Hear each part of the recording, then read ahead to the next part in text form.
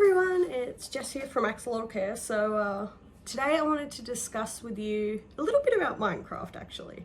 So recently Minecraft has added axolotls in their 1.17 update, and I kind of wanted to compare real axolotls with Minecraft axolotls and see how they're different, how they're the same. Also, as you might have noticed, we have a little beady here. This is my, I'm sorry Peanut.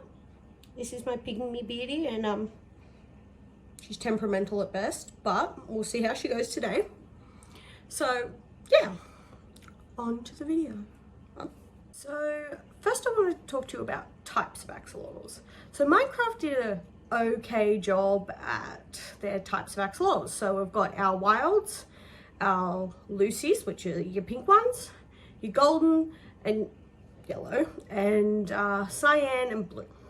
Cyan and blue obviously aren't real axolotl types.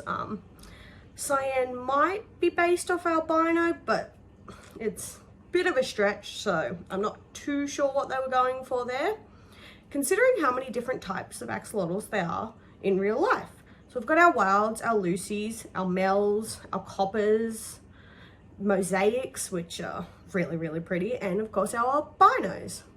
So I'm not too sure why they didn't go for one of those for the other two, but I'm not a developer, so I can't read their minds. Second of all, I wanted to talk about food. So real axolotls eat worms. As you noticed, if you have played Minecraft, to breed or feed axolotls, you feed them tropical fish. This is probably not the best idea to get into people's heads, because some people do actually feed their axolotls fish, which super subjective, I must say. I personally only feed mine on worms.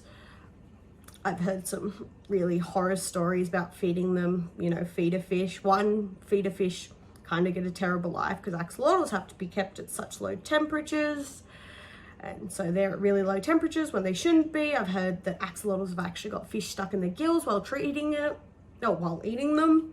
And I've also heard like them nipping axolotls' gills. I personally don't go there.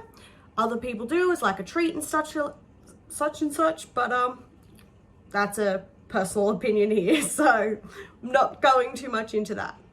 And lastly, what I wanted to talk about was actually the out of water. I thought this was really interesting. So Mojang, the Minecraft developers, have so that if an axolotl is out of water for more than 5 minutes, they'll start dying, which I thought was super, super interesting. So axolotls being out of water, they can be, they shouldn't be. So, you know, some people will transport them from their tanks, obviously taking them out of the water and stuff to put them into new tanks, new tubs, whatever. I wouldn't take my axolotl out of the water just don't do it if you can avoid it, right? But I've actually heard some stories, again, another horror story about an axolotl being shipped. So it got stuck in transit. It took, you know, good couple of weeks to finally arrive. This owner, terrified of what's going to happen, right? You know, this axolotl's been lost, expecting to see a dead one, and they opened up this box and this axolotl was alive. Thin, shaken up, yes, but alive. The bag that the axolotl was in during transit actually popped, so we don't know how long this axolotl's been out of water, but it survived. And to this day, no one really knows how long axolotls can be out of water. I don't want anyone to test it. I'm good with not knowing. The other interesting thing with axolotls being out of water is actually in Minecraft, if it's raining, axolotls can survive even out of water, which somewhat based on fact. So in real life, if you keep an axolotl moist and wet, it can survive out of water for a lot longer. Again, we're not exactly sure how long, no times like Minecraft's giving us, but I did think that was fairly interesting, adding the whole water aspect to it, which is again somewhat true. So a lot of these facts have been somewhat based on fact. You know, we have some types of axolotls that are in Minecraft and in real life. We have food that some owners feed their, you know, axolotls. Again, personal choice kind of thing. And then we have the out of water thing, which again, you know, with being moist, makes them survive more, is somewhat based on fact. The last little fact I wanted to give you, I actually just learned, which I thought was really, really fascinating.